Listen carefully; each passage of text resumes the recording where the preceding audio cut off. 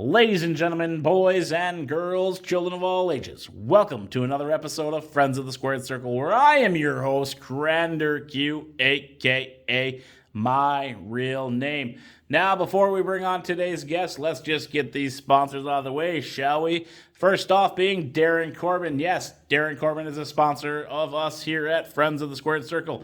You can follow Darren on Twitter, Instagram, Facebook, and TikTok. Yes, Darren Corbin is on TikTok. You can follow him at all those social medias at Darren Corbin. Another great way to sponsor your Wrestlepalooza champion is at patreon.com/Darren Corbin, where tiers start out at just $1. Also, a huge shout out to Superior Creations, where you can get all of your custom tumbler needs. Need a gift for mom, dad, boyfriend, girlfriend, or all of them? Check out Superior Creations on Facebook at Superior Creations MN. Artisan Tattoo out of 306 South Barstow Street in Eau Claire, Wisconsin. Check out DJ. He's my tattoo artist. You can give them a like and follow, as well as go get a tattoo by checking them out on Facebook.com/Artisan Tattoo. And just like tattoos and wrestling, they are forever. And last but not least, a huge shout out to the boys at 13 Cards Subject to Change, who are so influential in what I'm doing here. Thank you, Jesse. Thank you, Leroy. And thank you, Zach. Ladies and gentlemen, boys and girls, children of all ages, welcome back to another episode of Friends of the Squared Circle. And hopefully you heard that little package where I had my ads in the beginning. But if you did not, let's just plug them one more time. Darren Corbin there. Yes, your Wrestlepalooza champion, Darren Corbin.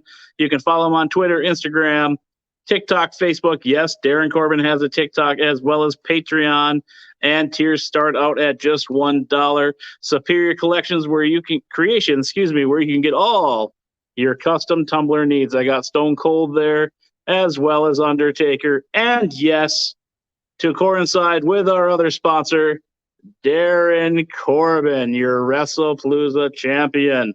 All right. As well as Artisan Tattoo out of Eau Claire, Wisconsin there. Give them a like and follow on Facebook. And boys at 13 Cards Subject to Change, as well as my boys, Zach, Leroy, and Jesse. Let's go ahead and bring our first and only guest on, as I like to say. We're going to bring in Clark, Ref Clark. Hey. How you doing, Clark? I'm good. How are you? Welcome to Friends of the Square Circle. I'm great, ready to go, ready to rock. Before we get started, why don't we just do a little plug for you here? Why don't you go ahead and give us all your social medias if you want, and anything you feel like plugging here. All sure. Right, screen, and you are good. Oh, sir. All right. Yeah, it's real nice and easy across the board. I'm on TikTok, Twitch, Instagram, Twitter, Facebook, and also YouTube. All of those are Ref Clark Feldman. When it comes to Twitch, I am usually live 3 nights a week. I've been sticking to Tuesdays, Wednesdays, and Thursdays just because the rest of the week, it can vary with refereeing. I don't really have a set time for those anymore. It's usually sometime in the evening I'm on. YouTube, I'm trying to post shorts 3 times a week, and then like a big video for the weekend. And that's a lot of like weird games, like funny moments from streams. Like it's some good stuff to sub and get a good laugh in. Perfect. All right. It's a big bearded wonder coming back in here. Ooh. Then we get my face back on there so I get a little recognition. Now, we've only met a few times, and it's been mostly at First Wrestling shows there and backwards here on the camera. So it's going to be interesting. It's going to be pretty fun to kind of get your story. Now, when it comes to your story, I want to know about what got you into wrestling versus more what you do in wrestling, because that's for another podcast. I'm here just to hear stories about what got you into professional wrestling, what you love, what you hate, as well as some off-topic questions. So we can just dive right into it. Can you tell us some of your first memories of wrestling? Sure. So growing up, like my time with my dad, like our bonding time was he'd let me stay up late to watch Monday Night Raw and also like some WCW. So Okay. My first like memory of wrestling was probably the feud between Tatanka and IRS, where like Oh, okay. IRS had Tatanka tied up in the ropes. He's stomping on his stuff, and I was just like, oh man, like I hate this IRS guy. He brought me to one of my first house shows, which was after begging and pleading with him. It was a WCW house show in Sioux Falls, South Dakota. So that's kind of where Okay. I'm from. Okay. I don't remember the card off the top of my head. I do know Ric Flair's advertised and he no-showed. So there was, Oh, I guess that was my first exposure to, like smarkier chants and signs, because a lot of people weren't pleased with that. yeah, I bet. Especially a big name like that not showing up for a date or a show. So Sure. And I think also too, like, when my parents would have to be out of town for like work or just to get away for a little bit, it was really easy for them to take me to the video store and just be like, all right, here's some money, go nuts in the wrestling section. So I'd be grabbing just like all the WrestleManias or Survivor Series and just binging those. and that was probably on VHS, correct? Yep. I had to be I always kind and I loved had to doing the full rewind. stop. People don't understand VHS back in the day, the tape trading days. For me, that's kind of another thing that I used to do is get the tapes. I remember the SummerSlam pay-per-view vividly because that's all I could get from the rental store. Where before now, it's all streaming. It's convenient, it's easy, it's fast. But back in the day, we had to huff it to the local video store. So Yep, and to the grocery store for the magazines, because like I oh yeah, remember reading about how cool like this ECW was, but it wasn't until I got into a little tape trading where I was able to watch some of it.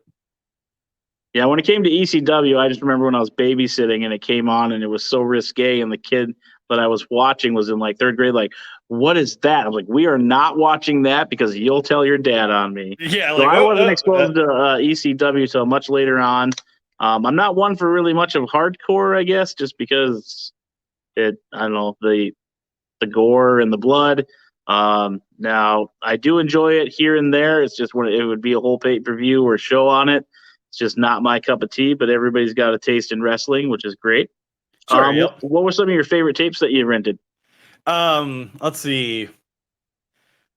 WrestleMania 10, because that was like easily my favorite match. Was like all-time favorite match was Shawn Michaels, Razor Ramon in the ladder match. Okay, yep. I probably watched like WrestleMania 1 and WrestleMania 3 like over and over again. What were some other ones? A lot of like the early Undertaker. What like Okay. by early I mean like 96, like 95, 96. Purple gloves and all, right? Yep. Yep. His Buried Alive match, like that was one that got me Oh hooked. yes. Yep. I finally found out, like, because they had the secret on YouTube how they do that now. But for the longest time, I'm like, I'm gonna try to figure it out. And then my buddy put on I think the most dangerous matches, and then they finally explained how the magic worked, and I was like, oh, that makes a lot of sense. But that was actually one of the first pay-per-views I went to was TLC, I believe it was. TLC or no, Bragging Rights, where they had the Buried Alive match. And I just remember staring at it like, I'm going to figure this out by the end of the pay-per-view. Well, then it just happened last weekend. So that was 7+ years ago that I went and saw that. And that was awesome watching Kane and Taker have that. Sure. Those early feuds with Goldust, that's where I kind of first discovered Goldust. Yep. Absolutely loved him. Mick Foley as Mankind. Yep. Like I explained in another episode, I didn't really care for all the extra characters because I thought Mankind was the shits, or the shit, not shits. But yeah, I enjoyed Mankind a lot. And then who else did he feud with there just before? Oh, that one with Diesel where they had the casket match and everybody came out. Yeah, and then he just floats up. Yeah, I just remember that vividly from my childhood. Yeah, Taker, good guy there, bringing the nice little tumbler, cheap plug. Oh yeah. So that's a good looking tumbler too. Oh yeah, I you probably don't like this one as much, but Yeah, Maybe if it was a consultant, he's always been nice to me, but Corbin, not so much. Yeah. If you know, definitely so. So, when it came to the VHS, now you used to rent them all the time, and you got into the magazines. I just want to kind of reiterate. Do you remember the rankings that they had in those magazines? Because I remember standing there when I would go to like the local Kmart or God knows whatever grocery store we went to. I would always look at the rankings to see who the best wrestlers were and be like, okay, I don't know who that is, so he can't be my favorite. Did you have any favorites back in the day that stick out? I would say back in the day, like DDP was definitely one of the big ones. Okay.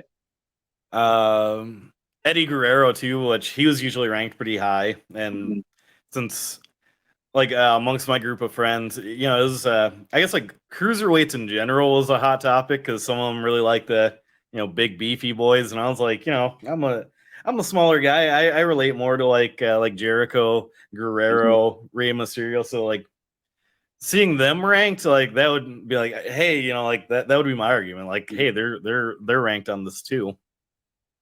Yeah, it seems to be the consensus. Everybody I've had on so far love the cruiserweights, and I was a huge Jericho guy. Loved WCW more than WWF just because of the luchas and the cruiserweights. Eddie is probably in my top five. That one still kind of bums me out every time I talk about that he passed, because it would definitely be interesting to see where he's at in today's wrestling boom. But yeah, those cruiserweights could go.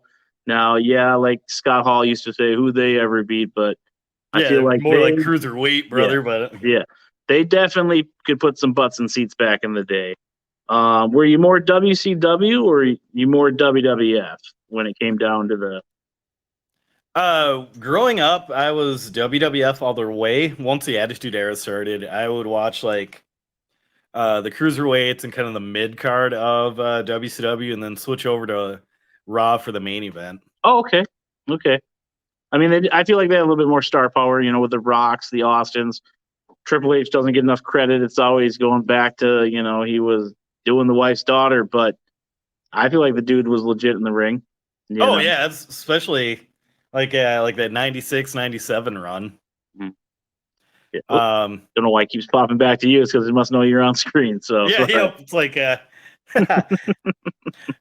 but yeah, like with WCW too, I also went all in. Like I'd stay up late and watch WCW Worldwide, which I didn't understand the concept of like an A show, B show, C show. I'm just like, oh cool, like this is another show where like sometimes Ric Flair or Glacier's on, and then there's all these other dudes.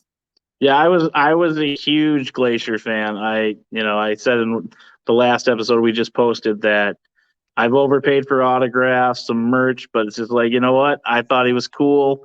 Diving into it, I guess there was a lot of stuff that happened that didn't really work well, but at the end of the day, I thought he was a great character, him and Mortis. Yep. I would definitely buy some action figures of that or some merch. I mean, the nice thing about, these t-shirt things that are out, I know you got some merch out there that you can get just about anybody now, and it's so convenient and great, that people that are on the independents can do that. I would definitely buy myself some Glacier t-shirts, that's for sure. So definitely, maybe we're jumping ahead a bit or not, but like he when he was booked for Blood, Sweat, and Tears by First, like I got to drive him around for the day, and couldn't have been nicer. Like, I was like, I try not to get starstruck, but like in the back of my mind, I'm like, man, like little me is like so stoked for this right now. Just being able to pick his brain and listen to stories about like doing like worldwide tapings and coming up with the concept of Glacier. I did have to ask him, like, hey Glacier, are you gonna do the chironic kick tonight? And he's like, brother, like just had surgery, so maybe not that tonight. Who did he work at that show? He teamed with Gangrel, and I'm trying to think of who against. Maybe I want to say Lorben cometh, but I might be wrong. Okay. And I'm usually a staple at first, but lately it's been kind of hard because of the pandemic, and B, not a selfless break here. Got myself a girlfriend. So that keeps me, busy with doing all the dates and that stuff. But she has gone to now WrestlePalooza. She went to the Pride show. We just came back from the second one, repping the shirt. I'm backwards, keep forgetting that. So she loves that one because she gets the drink. And then when we were at First Ave there, we were worried because it was so hot. And we luckily landed a spot right underneath the air conditioning. So we were having a blast cheering on, all the dancing, the music. I just love First Wrestling. Definitely want to talk to Eric about hopefully letting me, plug him on here, but I'd like to do that in person versus via message and then get that approval. But sure, you and I both know First Wrestling is the best promotion out there right now. So, yeah, man, just to go back, just to sit in the car with Glacier, I'd probably be fangirling in the back seat. When I met Goldust, I told him I was nervous 7 times. I could only imagine if I met Glacier what I would say. Probably nothing except for hi. Yeah, just like in the back, and then afterwards you're like, dang it, I wanted to ask him this and this and definitely. And then when I met Goldust Dustin the second time, I took my nephew, so someone had to do the talking, so I had to work up the courage. And I was telling him the story, and he was like, well, are you nervous now? And then I instantly got nervous and just started to sweat. And I was like, no. Thank you. We got our pictures and left because him and Cody are the only two that I've really actually freaked out in front of because I was so nervous. Sure. I love the Rhodes family, so. I haven't had a chance to meet Dustin yet, but I got nervous meeting Cody, when he was at that one Heavy On show, but he could have been nicer too. Yeah. I got a chair sign from my buddy Bob. My friends just kept making fun of me through the whole line. And I was like, I got to be brave. And I got a little bit out, but I was just so starstruck that I could barely talk. But I did get that friend back when we met him, Alexa Bliss, down in Iowa. He was super clammy and nervous, and I went just strutting in there like I owned the place because just ribbing my him philosophy is if I don't have a chance with you, it's easier to talk to you. But if I have a chance, then I'm going to get clammy. Not saying I have a chance with Dustin or anybody, but anywho, I basically told him like, hey, my buddy's really nervous coming in. If you could just chat him up a bit, that would help him. And as soon as he walked behind the curtain, she's like, oh, are you the nervous guy? And he just got super awkward and he was so pissed. But I was like, hey, revenge is revenge. So, but yeah, Alexa Bliss, sweetheart in the business. And Dust, I have only had one bad experience, but that's another tale for another story. So sure, I've been fortunate to, meet a lot of people I admired growing up. Got to work with so many cool people, and that's for another time. I can only think of maybe a couple people that I was real bummed out about. You can definitely name drop. There's no shame in that. I do it all the time. All right, well, for what it's worth, I'm big. Honky Tonk Man sucks. Yeah, I had that same one the first time I met him. So, just I don't know what it is. He just doesn't want to be there, or he's just, he's got that attitude where, well, I'm a legend, and you're just a common folk, So. Yeah, it's can't even I've heard just so many horror stories too from him, someone bringing their kid up to him, just wanting to shake his hand, and he's like, "Yeah, I ain't shaking your hand. $20." Yeah. At least Virgil, stick you with the bill after you take everything or whatever. So. Oh yeah.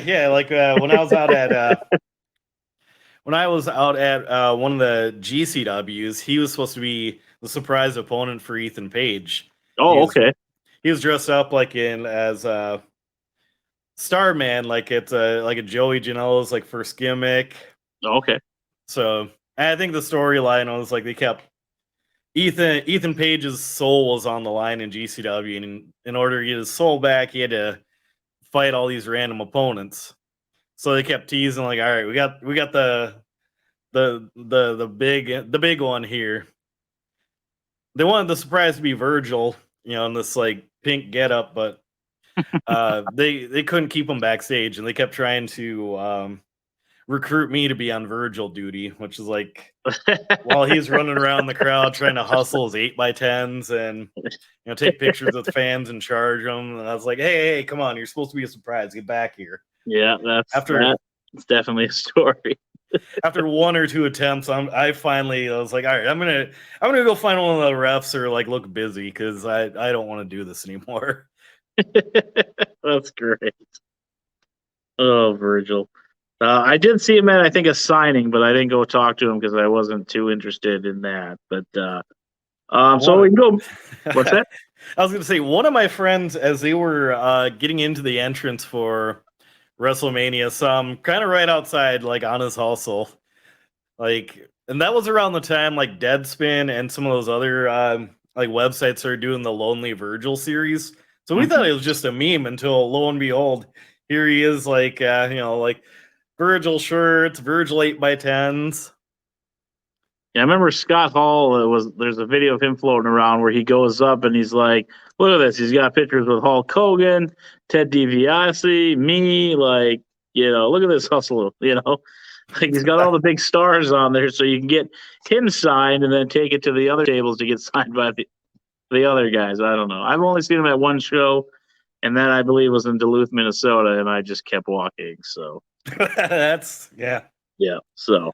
Back to your first wrestling experiences. You said you went to parents took you to a show. Yep. What was that like as being a kid going to a show? Oh, I was blown away by the spectacle of it. Like we didn't get like pyro or anything wild like that, but hearing the entrances hit, like I remember like Harlem Heat was like one of my favorite tag teams growing up. So yes. Hearing that hit, I was raising the roof. Like, my dad was like trying to keep me from going too wild with the merch and all the extra stuff. So like,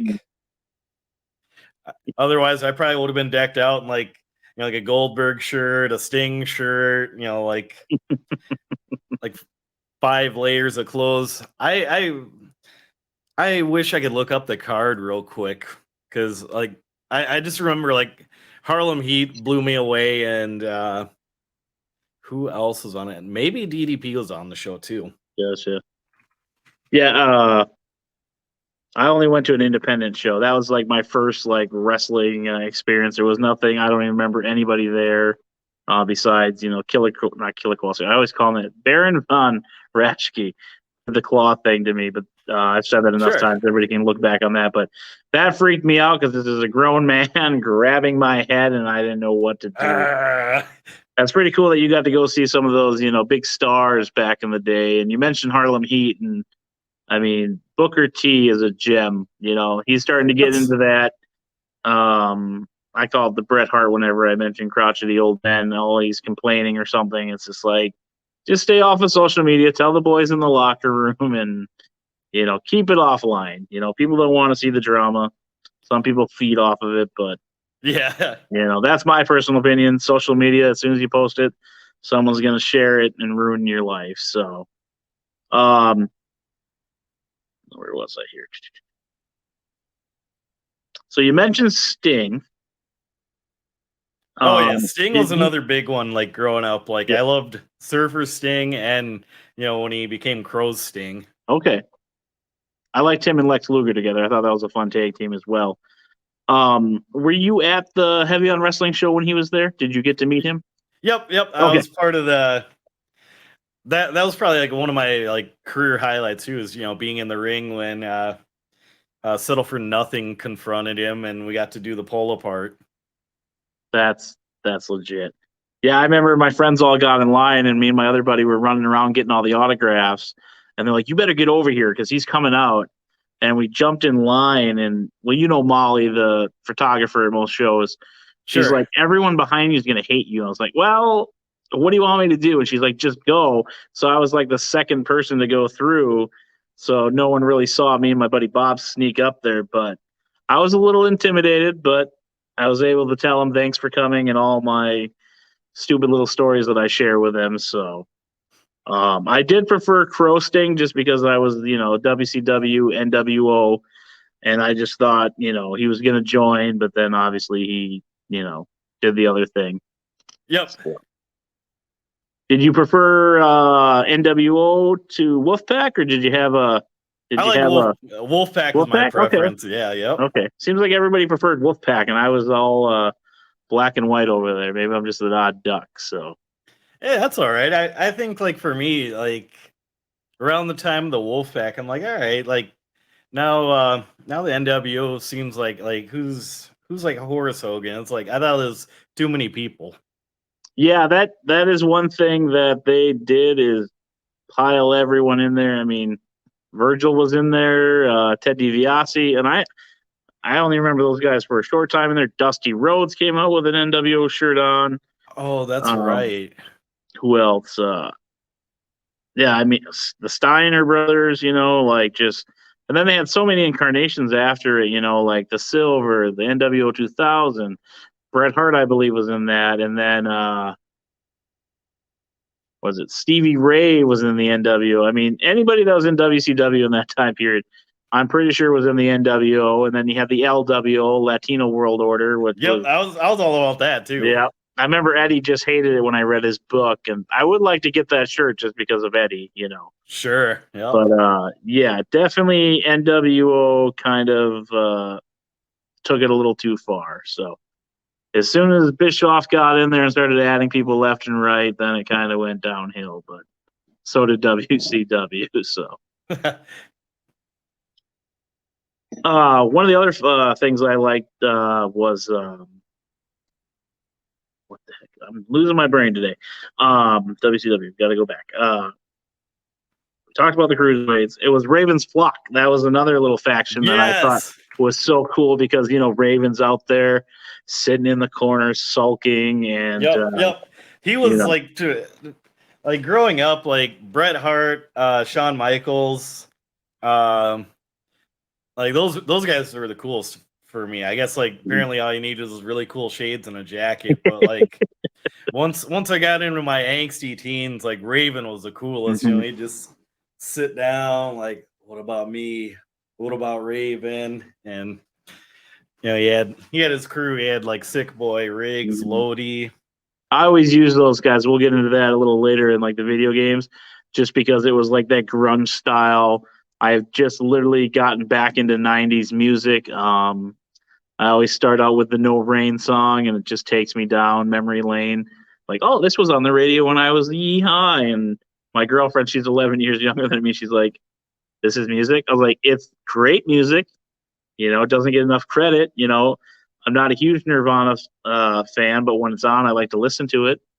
So it just takes me back to when I was a kid with all the wrestling, the music, listening to that stuff at like, weddings and stuff. But yeah, definitely loved Raven. That's another one that I would probably like to meet eventually. He's on my bucket list. I got to right around the time I started training, I went out for WrestleMania weekend, and we also hit WrestleCon, so I got to meet Raven. I got to meet RVD, and this was like, I'm sure at the time I was probably just like way too excited. Gave him the whole like, yeah, I'm training at a wrestling school, and Raven was super nice, but he's also like kind of had like how do I describe it? Kind of like a sarcasm about him, like a playful sarcasm, maybe. Gotcha. Like okay, yeah, sure, kid, I hear this 1,000 times a day. Thanks for telling me. Yeah, yep. Or the classic, how do I get into the wrestling business? Look it up on the internet, So my stick is usually I tell them thanks for coming, mention my childhood, get my photo, thank them again, and then get the hell out of there, because eventually I'm going to say something stupid and regret it. Like my buddy, we were at the first wrestling show at the VFW there when Callahan took on Darby Allin. Yeah.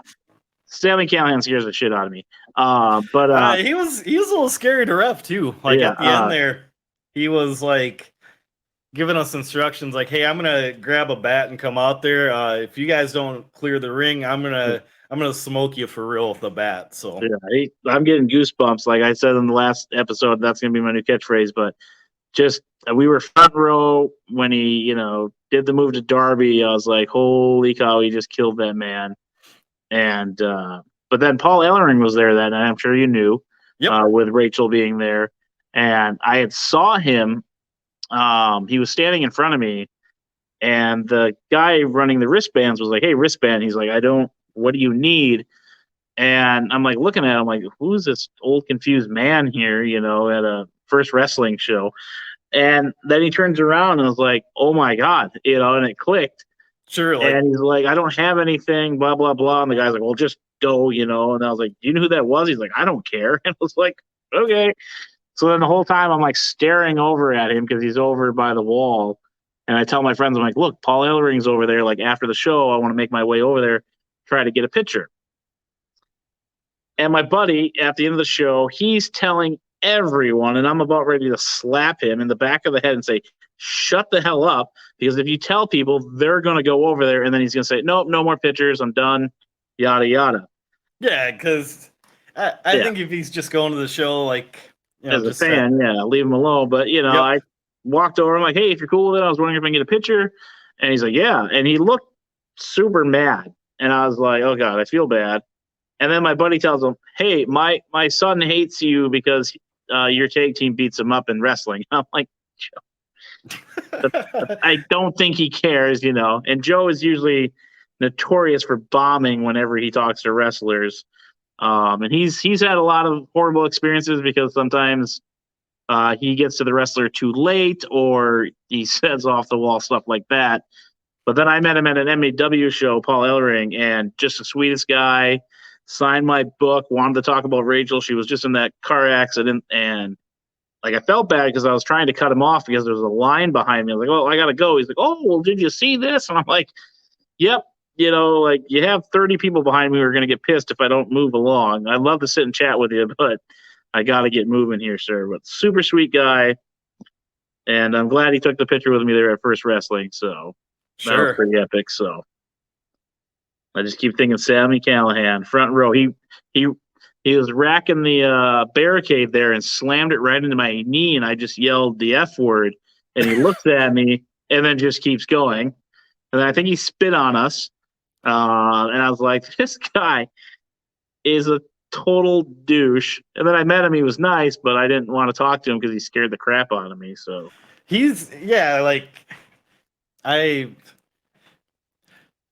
I like Sammy, but like when he gets into being Sammy, it's like he can be very intense. Mm-hmm. Yeah, he was super cool when I was talking to him and Jessica Havoc there. Jessica Havoc's total sweetheart. Like, yeah, I love her. I almost fangirled out. I held my composure, got my autograph and picture, and I was just smitten as a kitten.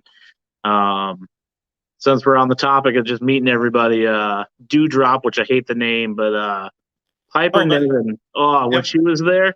Total sweetheart too. I know my girlfriend's listening to this, but tell you what, I was like one of the first people over there. She didn't have any merch. I was kind of bummed because my friend Cassie's a huge fan, and just talking to her, and that was the only time I never cared about a line. I got a selfie with her, talked to her for a good 5 minutes, and she's like, just the biggest sweetheart, That was definitely one I wish they would have brought back. Unfortunately, she's signed now, but I even told Eric, I'm like, if she comes back, you better let me know in advance because I will buy tickets. So, yeah, I think like there was probably emotion. There was probably an attempt to bring her back, but then she got scooped up real quick. Yeah, and I even told I think Darren, I was like, look, I know you're not supposed to give spoilers, but if Tony Storm walks through that door, can you please let me know? Because I will go and prepare yourself just so I can meet her. Because, obviously, women are beautiful, but her, she is a great wrestler. I put her in my top 5 like wrestlers, not just like, top 5 like men, women, like easily top, like one of my top 5 wrestlers. Yeah, definitely. Her and Rhea Ripley will be the next few faces of wrestling. I would like to see it, AEW use her the correct way and then Rhea the correct way. So then you can have that, WCW, WWF by like the champion here, who's moving the needle, not to quote Sure. what's her face, but yeah, women's wrestling, I feel like sometimes is better than the men's, Oh, absolutely. You know, Especially if you die, that's like jumping off there. Like that's what got me into I guess like the golden era of TNA was seeing hey, like the knockouts are. mm-hmm. You've got like Awesome Kong and love her, want to meet her so bad. Yep, same. You've got like a very stacked division here, and it wasn't it was a breakaway from the Attitude Era, bra panties type stuff. Yeah, like, oh shit. Then as a teenager, yeah, like I get it, the body's changing, but now that I know more than I know about women and respect and all that. Sure. It's just like, geez, just not my cup of tea anymore. And that's what I liked about Awesome Kong, is that she was going to be the one to come in and beat up all these Barbies, reign supreme. And then when she finally got the WWE, I was so ecstatic because she could run through all these, pretty girls, and then obviously life happened. But yeah, man, I was looking forward to her running that. I'm just now eventually starting the TNA run stuff because I got a bunch of DVDs from a friend. But yeah, I definitely think Awesome Kong could have been, like a China that was just so tough, so getting out there mixing up with the boys too before that, intergender wrestling really took off, Sure, yeah.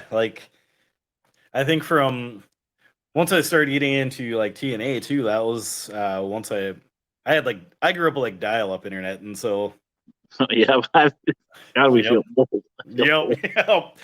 So, I think from lurking around on the game facts boards, trying to figure out how to make my custom characters for No Mercy, things like that. That's when I started to get into more like the golden era of the indies. So that's when I discovered Shimmer too, and I was like, holy shit! This is like a real who's who of talent here. Early ROH as well, because a lot of people were recommending hey, the CM Punk guy and this Samoa Joe guy, you gotta watch their 60-minute match. So I saved up some allowances, tape traded there, and that blew me away. Yeah, I think around the time that all those other promotions were starting is when I kind of fell out of it. So I've kind of missed that peak of wrestling that had real wrestling versus just WWE shtick of the characters, the goons, the dumpster, the oddities, the oddities. Yeah, but definitely love Samoa Joe. You can listen to other episodes, people. CM Punk, I don't know what it is about him. I just not a huge fan. I'm sure if I ever met him, maybe I could change my opinion. But right now, that's one that definitely is just on my, we'll get into more later, but just, I don't know what it is. I mean, I've listened to a few podcasts that he's been on. I don't know what it is. Something just about doesn't click for you. It just doesn't click, But I'm sure there's people out there that feel the same about me, which is fine. Sure. There's a couple of wrestlers where it's I'm sure they're great people, but their matches just don't do it for me, and that's okay. I don't even know what my real taste is. I have a variety of it. I like, that's another thing we'll get into later, I guess. But yeah, back to First Wrestling, because we are talking women's wrestling. I'm sure we're going to name drop that place a lot. Glad I wore the T-shirt. You've obviously been there when they had their all women's show. Jordan Grace, Shotzi, Gigi/Paige. Trying to think of who else was on the show. Kimberly, probably. Jessica Havoc. Yep. The one that always smiles. Kylie Ray. Yep, Kylie Ray. Yeah. Yep. Oh, sweetheart. Regret not getting a picture with her because she walked by me. I was like, "Oh, are you coming back?" She's like, "I'll be right back." And then I ended up going over and talking to Kimberly again because that was one of my favorites in the Mae Young Classic when I first saw her. Oh, Martinez was on there too. Oh yeah, Mercedes. Yep. Another this is probably gonna just be like hey, here's a list of like nice people in wrestling, but Yep. like that whole crew was nice. But like Mercedes is also like a bona fide like legend. Like she's I'm glad like she's found her success. So like another total sweetheart. Like couldn't have been nicer. A lot of the cruiserweight, they're not cruiserweight classic. That was Aria. The women's Mae Young tournament people were there, and that show specifically, we're talking about people, with wrestling who we met that was a hard time. Now, I'm just going to call her Priscilla. She yelled at me because I was trying to find an autograph for a friend. And again, back to the respecting women, I was trying to find one in her gear versus her Bordier shirt shots. Sure. And I was just trying to find, I was like, do you have like a normal one? She's like, what do you know? And I said the wrong word, which I take full responsibility for. I was just trying to find one for my friend Cassie. And no. This is why I love Jordan Grace. And she came to my defense and stuck up for me, and was trying to explain it to her. And yeah, it was awkward. I said the wrong word. It wasn't disrespectful. I was just trying to word it properly. And I just remember Jordan Grace coming to my defense. What a sweetheart right there, too. So she's another one I would love to see make the jump to WWE eventually and just run through the division. But from what I hear and seen, she's doing great work in Impact, and she re-signed. Yep. So I'm glad she's doing, I feel like she's holding it down over there. So no need to go to WWE. It's not the end all be all, but that's kind of what I watch more because it's easier to get to right now. So, but definitely need to broaden my horizon a little bit. And then when it comes to AEW, I just watch our boys, Top Flight, and then usually just Dustin because I feel like, I kind of got a connection with Top Flight just because I've met them so many times, talked to them, super humble. I know you've got a relationship with them as well. Yep. I joke that it's almost like a proud older brother moment because while they're coming up around the Midwest, a lot of times, especially before either of them had their licenses, I was like soccer dad, like tossing them into the car and off we'd go. That would definitely be something we can jump into, and like if we get you on again, would be great, and then we can dive into more of those like road stories because those are like normally what I ask Darren about on his Q&A for his Patreon. So I just like knowing the car stories because I just want to know, like, you're human. I want to know, that side of it. I would love just to sit in the car with him and Eric one time, just to sit in the back seat and just, listen, Yeah, it's like I think like a common question like people ask me is like, so do you guys talk wrestling? And like with when I'm riding with someone like Cannon, I'm like, I don't think we've talked wrestling. Like we might talk first stuff, but usually it's about like bands, about like different concerts we've gone to.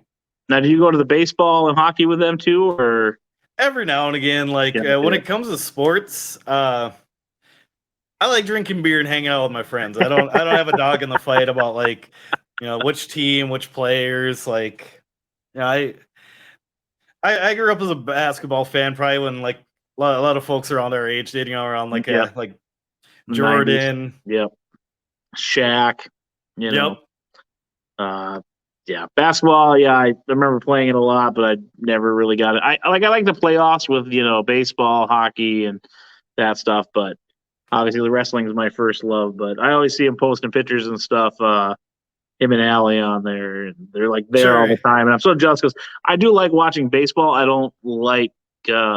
I guess I like watching baseball because it's slower. It's you got to pay attention. Whereas the other ones, it's like, all right, there's like 60 other games I can watch if I want to watch one. So sure, and I feel like if you're not like super invested, like basketball wise, it's like okay, like you can pretty much skip through until like the last 2 minutes of the game. Yep, and that's when all the highlights and the comebacks and stuff. Yeah, but I will go to them just for the experience, Whereas, like you said, not really a dog in the fight. I have my favorite teams just because. If I want to get some gear, like I'm wearing a baseball hat right now. I'm not a Cubs fan. It has the letter C on it. That's the only reason I bought it. I have a Cincinnati's red hat because it has a C on it. Again, not a fan of them. it just looks good on the head, so that's why I got it. So Fair enough. all right. Since we're on the topic, any other women that you think are great that are underrated? We might as well stick with that topic. It's going pretty well. So sure, like Kylie Ray again. Like I understand. Like, also I got Kat coming to say hello. That's all right. I'm a cat dad now myself, so nice. it's a love-hate relationship with the one, but the other one's kind of psycho, but it works. They're both good cats. I just try to make sure they're not playing like by all my chords and stuff. Yeah. Yep. Kylie Ray's another one, or like I understand like she's had her struggles, and like everybody does. Yep. So that's but now that it seems like she's back to wrestling and wrestling on her own terms, like I like that for her a lot. Yeah, her and Ruby put on a freaking banger there at First Wrestling again. Like I was so excited to go meet her. We had to leave, and I was just like, guys, like we just need to stick around for like 20 more minutes. They're like, the bus is leaving, we're going. And I was like, fine. So I didn't get to meet Ruby, and I didn't get to meet Kimberly that night, and I was just like, oh. Or wait, no. Am I thinking I think I went left field on that one. So it might not have been Ruby. I'm trying to think of who it would have been.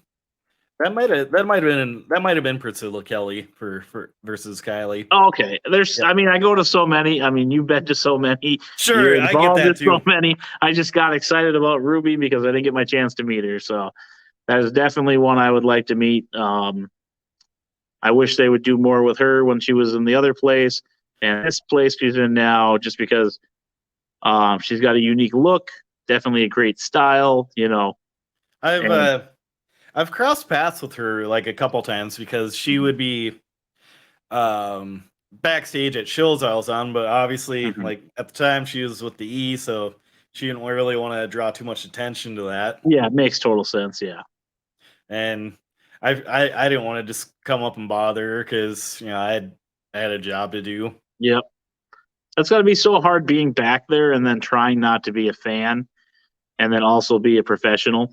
Like I think like being a professional, that part's for me comes pretty easy. Like I guess like the wrestling rules of trying to make sure you introduce yourself to everyone, that's where it gets kind of awkward to me because I don't want to interrupt. I don't want to feel like I'm like just standing around like a creep for anyone. Or when you got like any sort of legend, it's like while they're just like talking, you see like a queue form up. I think I've learned to just say like hello, and then like if I really know someone, then we're all hugs. Gotcha. Alrighty. Let's see.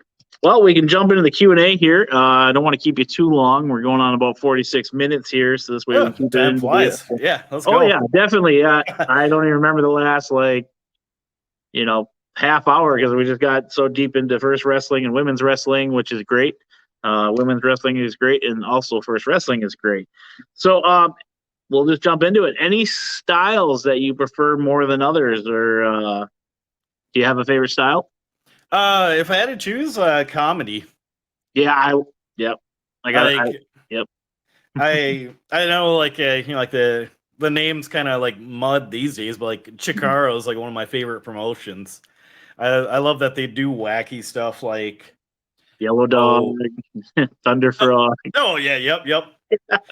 Like Chikara did this one match where they were doing like a 2-night show. The first night, like the guys brawl outside of the ring, and they brawl like outside of the venue, and so the ref counts them out.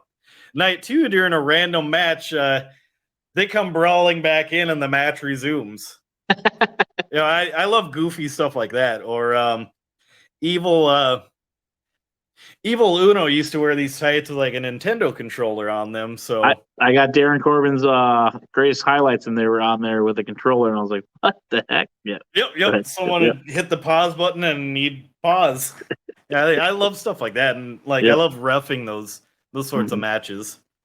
I definitely enjoy Yellow Dog a lot because he's very animated. Thunder Frog, I swear my girlfriend gets so sick of me every time he's in the ring. I'm constantly yelling. It makes perfect sense because he's a super atomic thunder frog. And she's just like, "Wow, we." Yeah.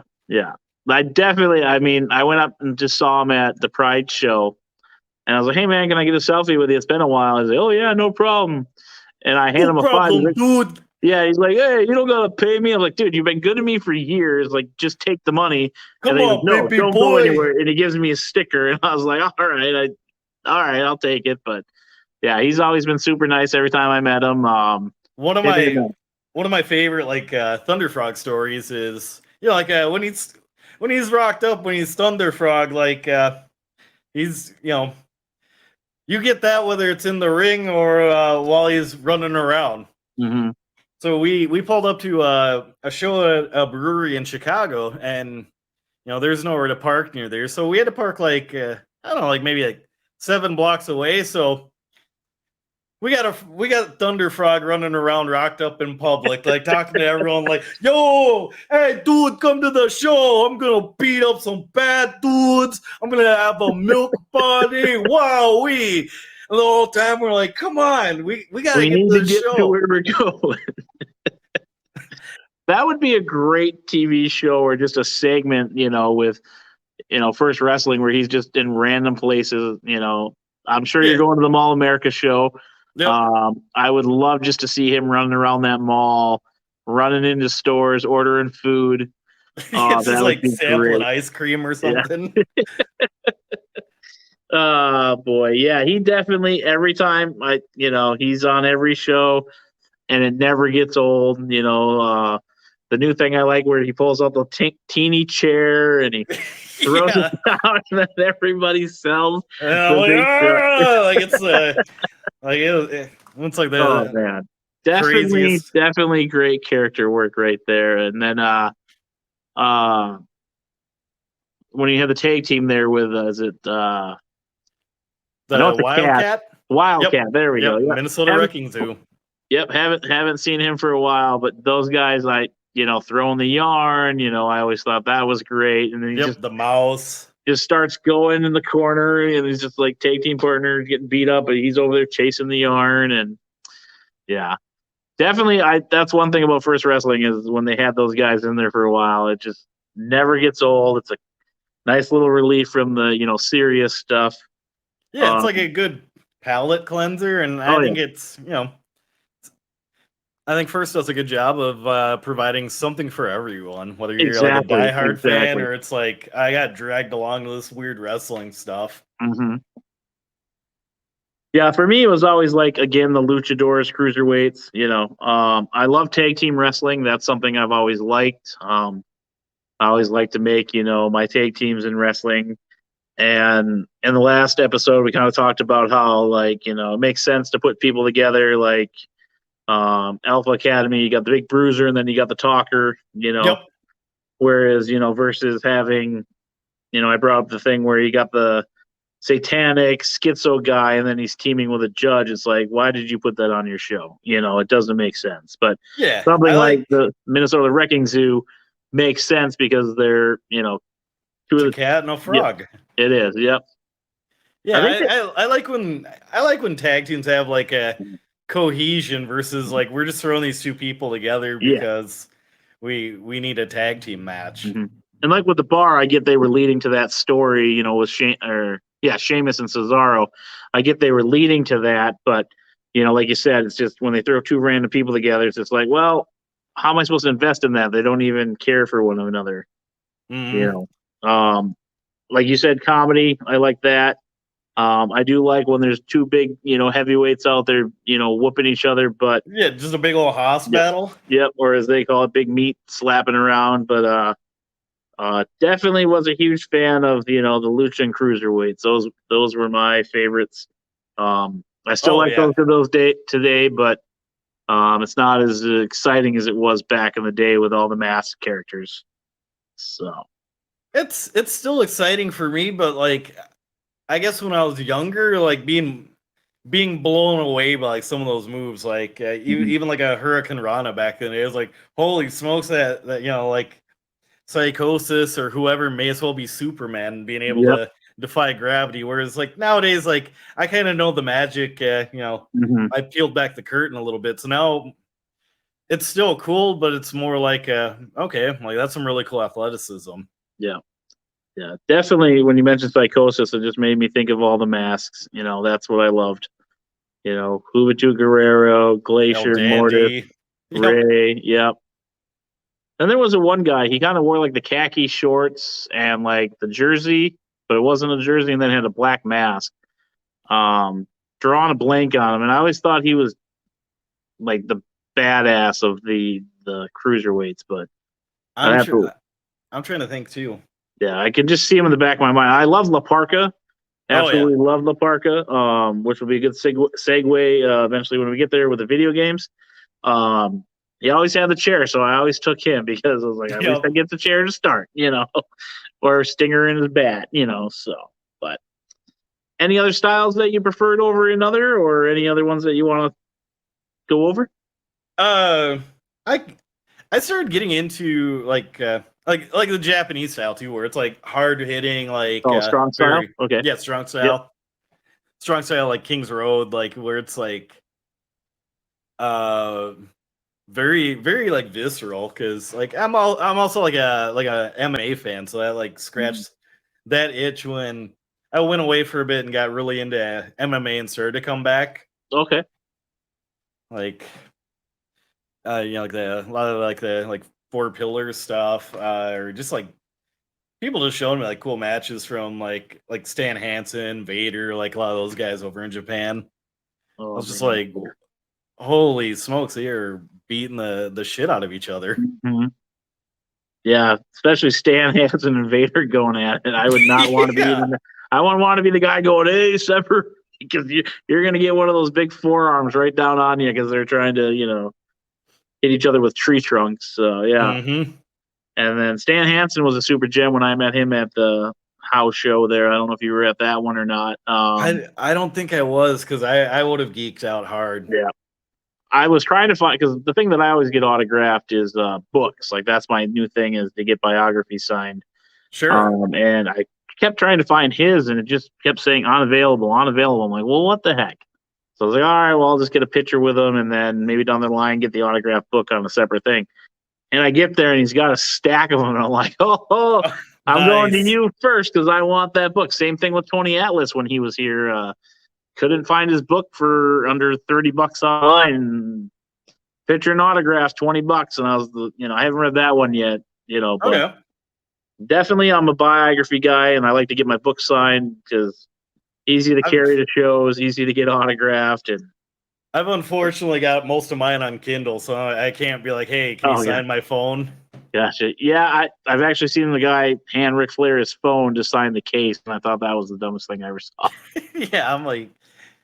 And then there was a baseball right after that. I'm like, are you guys even wrestling fans, or what are you doing just here? Finding random stuff. Because he literally picked it up and looked at it and signed it, and then just dropped it and grabbed the phone and signed it and slid that down. I'm like, what is happening?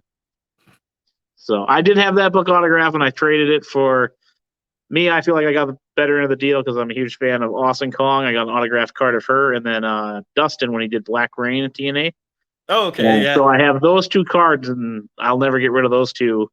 Now, granted, the Flair book would probably sell for 3-4 times the value, but in the day, I got my two favorite wrestlers' autographs on a card. So sure. Back to styles. Technical, I love Kurt Angle, Daniel Bryan. Not a huge Bret Hart fan, but I liked his matches because he just worked him down. And Kurt Angle and Daniel Bryan have got to be my top two wrestlers, ability-wise. Not favorites, but ability-wise. I feel like when they're in there, they can just do what they want with you, and you're going to go along with it because you have no place to go. So that's also like why like he was a guy like I hated like growing up, but love him now, like William Regal. Oh, yes. Yep. Like, I wrote him down on the wizard. last one for underrated that we were just talking about. or like seeing him, or like someone like Fit Finley too, where it's like, oh yeah, yep. And or wherever, if he's gonna put you in a hold, like you were screwed. You're going into the hold. Fit Finley does not get enough respect on his name for what he has done for the business. That's for sure. So Yeah, like I was on Reddit the other day, and there was like a brief moment where he got let go and ended up doing like a PWG. oh, okay. Yeah, so like that's next up on like my YouTube binge. Gotcha. I know I think he got in trouble for the Jericho spot when Yep, Jericho did. that's Yep. And back to biographies, Hornswoggles is one of my favorites. I have a new respect that one's for him. good. Where he talks about where they would play Tommy Ball, and that's where they would throw tennis balls at Tommy Dreamer's balls. And when I met him at the house show, he was there. I finally got his book, and I read it. So I was here, and I knew I was going to the show the next day. So I got one of the old, you remember the South Park characters that they had? They did all the wrestlers. I got the Tommy Dreamer one on there. Makeshift taped it and put Tommy balls on it, and I brought it to Swoggle as a gift, and he thought that was the funniest thing ever. Didn't charge me for a photo, autographed the book. And he's just like, dude, no one's ever brought that for me. I was really hoping he'd put it on Twitter so I could have a selfless brag. But back to Finley, I guess during a show, Hornswoggle didn't have any tennis balls, so he wanted the runner to go out and get him tennis balls. And when he came back, the runner told him they were so expensive because there was like a huge tennis tournament over there overseas. Oh, that's right. He had the tennis balls out in the ring, and Finley was throwing them.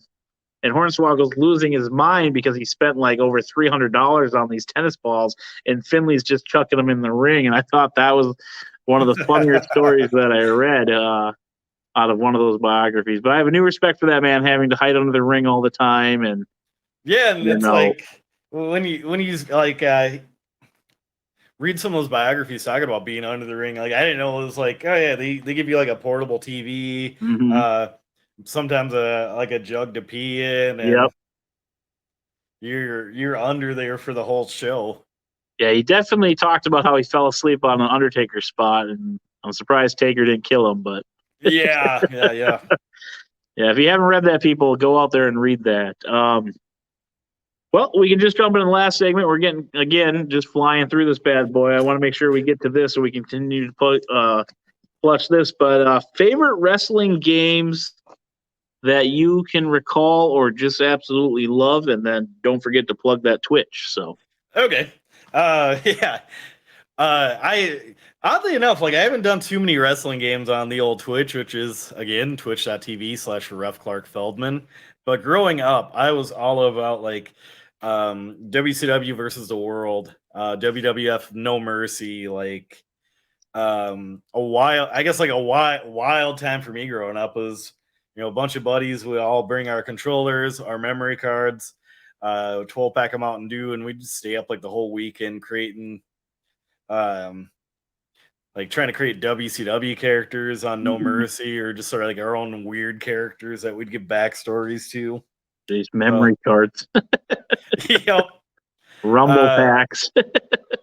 I remember my mind being blown away by WWF Warzone because that was like one of the first games to have all the intro music. So like I'd just sit on the choose your character screen just to hear like the DX theme, or The Rock or whoever else. I got big into like the SmackDowns, like from PlayStation 2 and stuff. PlayStation 1, like all the way through. Yeah, those are definitely what I want to find is in my hunt here is to recreate a PlayStation collection, because I was always an Xbox and a Nintendo guy. So sure. So definitely want to get those PlayStation games just to find some of the. I guess someone was telling me, it was Robert on the last episode, about how the SmackDown Bring the Pain is almost $100 used. Yep, I can see that, and like even So I was the opposite. Like I was a big like PlayStation guy. So Mhm. now I'm trying to rediscover like WWE Dave Reckoning 2, because I heard those were awesome for GameCube. Yeah, I had that for a while. Then my GameCube shit the bed after I bought it used from a toy store down in Eau Claire. But yeah, Oof. that was one I wrote down to mention because that was one I believe that it had a little bit more story to it, going into it. Yeah, and it played really really good Mhm. from like what I've heard. Yeah, the one I really liked a lot for the Xbox was Raw 2. I Okay. would I would sit on that creative thing for hours, and then my thing to do was always make like a metallic, like shiny gear. So like every wrestler I had this like color, but then it was shiny. I mean, apparently, Mine I had a were thing for shiny back in the day. mine was all about like like big spiky dude like skull mask like Yeah, pretty much like every like I don't know like angsty angsty teens look like someone from the Hardy Boys like tried to cosplay as Mortis. that's great because I remember I did a mask character where he had like these big long bull horns, and then there was a guy that was I think in the Cruiserweight Classic, the second one, and he had like I believe the UK flag on it. I Okay. can't remember his name because he was short lived because I think he had a issue in the WWE UK brand. But I was like, dude, I created that same mask when I was like, 12, 13 years old on Xbox, and this dude's rocking it. I was just like, that is such a weird coincidence. No Mercy on the 64, WrestleMania on the 64. Those were Yep. definitely some great ones. And I know I think First Wrestling was sponsoring it where they would do the 64 tournaments down there at the bar, right? Yep. Down at like I think maybe they did one at like the Uptown VFW, probably at Uptown, and then maybe at Bar Luchador. But yeah, they would. Yeah. That's so cool. I would love to have one of those, like a little mini tournament, and play those. I don't know if you ever saw my first TikToks that I created for the Friends of the Squared Circle one there was me inflating that 25-foot inflatable screen that we have here. Oh Another no, I gotta check another that beautiful out. perk of that I don't have to pay for while working where I work, just like this beautiful monitor behind me, which eventually I'll get better with my, editing stuff, just learning how to use that program. But yeah, definitely got some perks of this job. It would be sweet to have a N64 tournament or even just a wrestling tournament on there for Royal Rumble. Those are definitely the favorite thing to play on the newer ones with my friend and his kid. And we trash talk his kid like he's like a 25-year-old man. We swear at him because it gets aggressive, and he's not just a kid pressing buttons. Like he is a button masher. He times everything just right. He's the king of Oh, these reversals. kids got some skills. You want to punch him. He's 10 years old. I don't condone violence, but this kid has it coming. He's my godson. He was on our second episode. He is very good at the wrestling game, and I went from number one to the final like four, and I was Randy Orton. I had never gotten that far with my first character, and I threw my buddy out, and he's like, "Well, what the hell?" I was like, "Look, you're the biggest threat right now, and I know I can piss your son off and beat him." And I won. Everybody was like, "Are you happy for beating a 7-year-old or 8-year-old?" And I was like, "You damn right I am. I accomplished a goal here, and he got in the way. I don't care if he's over there crying in the chair because, Uncle Cal is gonna soak in this for a while." So yeah, that was definitely the highlight of me playing a wrestling video game is going from first to the end with the same guy and beating a child. That's great. Do you remember Jeff Jam? That was more with the rappers. Yep, Def Jam Fight for New York. Yep. That game's another one that's like, it's going to be like $150 game now because I think a lot of people are like, "Hey, you remember that game? We should try and grab it." Yeah. Yeah, I remember playing it. It was kind of hard because I wasn't very good. I think it was on PlayStation to start, and then I think the second one might have been on Xbox, but I might be wrong. My buddy had the PlayStation, I had the Xbox, so we'd play that all the time. WCW Nwo Revenge. That was another good one. Yep, yeah, I was usually Glacier or some of the unlockable guys, which many years later I learned like they weren't able to get the rights for someone like the FMW or New Japan guys. So like Gotcha. they were pretty much based on someone like Onita, but like Okay. just couldn't grab the name. I remember they had like the Acclaim guy that was in that like silver suit and was like red and blue or whatever.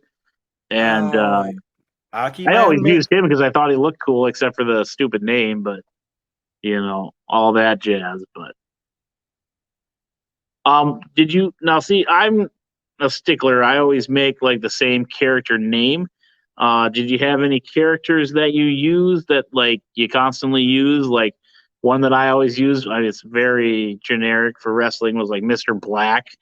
I know, don't laugh. And then when I would make like football players and stuff or basketball players, which is funny, it's wrestling related, I always use the name Jim Ross. So whenever I would make a creative player, it's Jim Ross wherever I go. I think not specifically names, but like I'd always have like the biggest dude I could create, like like a Vader looking guy, but then Okay. I'd basically make give him a lucha move set. Oh, that's great. And then like all like the Val Venus taunts. Okay. Yeah. Like that was usually a good one. Then like I'd have like a a punk rock looking dude with all like the like indie finishers. Mm-hmm. All the real dangerous looking ones that'd be available on like No Mercy or whatever the game was. Yeah, I remember my Mr. Black character. He was always the one that was all tatted up, and I know you and I both got tattoos, and I always thought he was just so dark and mysterious. It's like the most common name ever, Mr. Black. And no disrespect or, obviously it was a white guy, and it was the dumbest thing ever, but I always used it. I thought it was cool. Give him some, emo eyes and had the mohawk. Probably somebody that I thought I could be. But obviously now I'm just a plaid wearing, big bearded, backwards hat guy. So, and there's a dime a dozen that look just like me. So, yeah, and I'm like, the growth spurt never came, and I don't have the athleticism of like a Rey Mysterio. I don't care for height for that matter too. So I'm like, all right, guess I'll be a referee. Hey, I mean, you're doing something that I could never do, getting out there and, pursuing a dream. I mean, granted, I'm doing a silly, podcast video thing here. Hey, you're pursuing a dream. You're doing this. Yeah. And like the girlfriend always tells me, she's like, this is a good way for me to use my talking to my thing. But I would definitely love to be a ring announcer. That is one thing I think would be fun. I love when what's his face comes out at First Wrestling, just gets booed. Oh, John Madden. Like, hey, I'm gonna give you a free T-shirt. Shut up! And then the crowd cheers. Then he throws it. Then they boo him again. Like I think that would be so fun just to be out there. Introducing people coming out. And then yelling at the crowd. Back in the day, I thought I could be like a manager, but it's just like with my older age, creeping up on me and having some issues with, body parts, it's like, I wouldn't have survived more than a year in wrestling for sure. Sure. Yeah. I thought about the manager route myself, but yeah, it's about the same deal. Yeah. Nice thing is you could always wear, as they call it, a hood or mask or whatever and be out there doing it, There's not too many masked valets that I know of or managers, so. Yeah, I can only think of like maybe one or two, but yeah. That's the one that was with Kamal, I remember him. He wore like the beekeeper looking mask, and I thought that was pretty Kiwi. Cool. He kind of looked like the Rocek from what is it, Watchmen. I thought that was kind of cool. Still kind of like his persona in the comic book world, but that's going too far off the spectrum. Another game I absolutely love, and my friends made fun of me in the first episode because I called it the Mortal Kombat of the wrestling world, was Wrestlemania Arcade. Oh, yeah. Doink the Clown, Bam Bam Bigelow, Razor Ramon, Shawn Michaels, Bret Hart, Yokozuna. I mean, just some of the cool little things that they would do, like throwing the salt, Bam Bam coming off the top rope and burning them through the thing, and Doink doing the big hammer. Yes.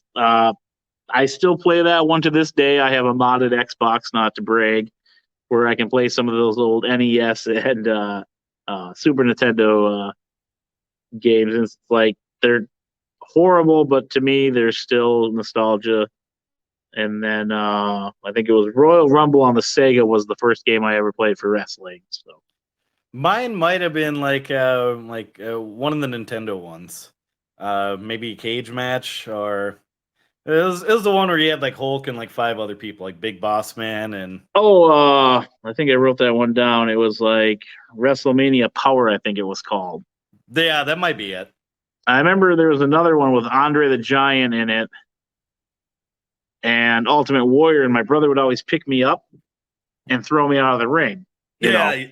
And that was before I kind of knew what wrestling was, and I was like, well, I can't get back in there. You're cheating, and I'd get mad, and then I'd storm off, and then he'd play by himself. I think he would do that just to piss me off so that he can have the Nintendo himself. And then every time I played Mario, I had to be Luigi because I'm a little brother and never got to play. Not like I'm trying to go to a therapist to talk about my, or you'd get stuck with like the Mad Catz controller.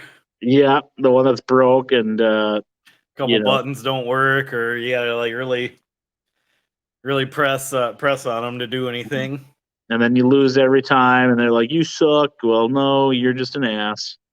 I wonder if you ever did the unplug the controller and hand it to me thing. I'm not sure if you have any siblings or not, but I've got like a half brother. So okay, I'm sure. With my niece, I remember when we'd play the wrestling game or football games, we just unplug it so she could sit there and play with us. But that kind of came back to bite us in the ass. She learned how to eject the disc in the Xbox. So, ooh, yeah, we were playing a very intense game of Madden. I'm sure, it was pretty neck and neck, and we ran downstairs to get pops and chips or whatever. Come walking back up the stairs, and all I hear is the Lion King intro, and I'm like, oh no. I love my niece to death. She's now, in her 20s, but, I could easily have thrown a 4-year-old across the room after that. But we watched the movie with her and sent her on her way. So, Allie, if you're listening, Nemo, she'll understand. So she cried all day till she got her way so she could watch Nemo. And I had been working all day and had a shitty day and just wanted to play my Xbox. And then she comes in there storming, crying. Just wanted to watch Finding Nemo. So that's why I hate Finding Nemo, because of her. So there you have it, the origin story. Oh yeah. The hate for the fish in the movie. All righty, Clark. Anything else you want to throw in there before we go? No, I think probably be like a 2-parter or something, especially like with video game talk, because it's easy for us. Yeah, and who knows? Maybe I can get this screen working, and somehow we can work in, get you throwing some Twitch up there, and we watch you or something. I'm still learning, still growing here at Friends of the Squared Circle, as I like to call it. And eventually, this is just going to keep snowballing, and hopefully something bigger and better. Had a lot of mechanical issues on the last episode I recorded, but it is what it is. You live and learn. Like a lot of what I learned from Twitch was pretty much learning and trying as I went. Mm-hmm. Or I'd see someone with a bigger following than me, and I'd be like, okay, that's whatever they're doing looks really cool. How do I do it? Yep. Yeah, I will say, like, you posted that one with Kermit the Frog, and I got a pretty big pop out of that because I was like, oh, Thunder Frog, and then I kept saying it around the house, and that's definitely, I've been watching your growth on there, and I just restarted mine to get more wrestling content out there versus the cat videos and the wrestling and the stupidity of stuff that I do. Sure. But, definitely I love the network of wrestling. I talk about it all the time, is that, I'm just branching out. I've met you probably, handful of times, try to talk to you each time. And now we're, continuing that bond, and anything I can do to help to promote you, it just helps promote me, and that's kind of what it is in any social media venture, and you agreeing to come on, I was like, well, shit, if Clark's going to come on, maybe I'll reach out to some of the other guys, I did reach out to a couple other wrestlers that are You might not know who they are, the Barking Spiders, and they were worried about people not knowing them. It's like, well, it's not about the wrestling. It's about what got you into the wrestling. Like, Yeah, I it's want to about hear like those the road stories and those, childhood memories. I don't want to hear about, you giving a leg drop to Tatanka at the VFW in 93 when he was retired. I want to know more about what made you wear the face paint, what made you, do the Barking Spiders, like that type of stuff. sure. And then someone else can interview about the wrestling, you know? So I don't know if you remember who those guys are or not. Oh yeah, yep. Yeah, Ox is as big as an ox, and then you got Clutch out there that's just hilarious. It'd be great to have him in character and then out of character. That Sure, would and definitely make some I've fun. So I've seen him around too at like heavy on this kind of like a seems like a behind the scenes help. yep, yeah, definitely. Hope Heavy On comes back to get you guys back up this way. Yeah, definitely. I would love for you guys at First Wrestling to come up here. It's just kind of trying to find that perfect spot for you guys to do your shtick and stuff. So, not saying I know Eric on a personal level like you do, but I talk to him and Darren a lot about some ideas. So, but who knows? And That's what I'm trying to do is just network and grow so I can go to more wrestling shows and eventually, if this takes off, I can start doing a little vendor table here and there. And then, maybe I'll get my name on it or name and face on a t-shirt again that, actually sells to people versus my friends. So there you go. Or you can get your own Tumblr. right. I don't want to ruin the Tumblr business. So might keep my face off of that for a while, but all right, Clark, I thank you for coming on again. We'll definitely have to do this again just to get into more video games. And seems like I've been eliminating the questions as I go and we just go in a different field, which is great. Makes great conversation. Pretty And much whenever I see a list of questions, I'm like, okay, like we might hit these, but yeah, I get off on so many tangents. I do all the time too. My brain goes 100 miles an hour, but they're just more for me to have, if someone's stalling or if I start to lose my place and can fall back on the question there. So again, thank you. I can't appreciate this enough. I like to say it all the time. It's a cheap plug. Thank you for being a friend of the Squared Circle. You're welcome on here anytime. I really appreciate it. I'll kick you out of here. It's always awkward because I don't know how to do it in the first take. But that's all good. I appreciate it again. Thank you. And till next time. Thank you. All right. Sounds good. See you later, bud. Yep, later. Here comes the awkwardness. No, he did it for me. People are learning faster than me here at Friends of the Squared Circle. Thank you for watching. Feel free to check out those sponsors. Give them a like and follow on all their social medias. And as always, thank you for being a friend of the Squared Circle. Crander Q out.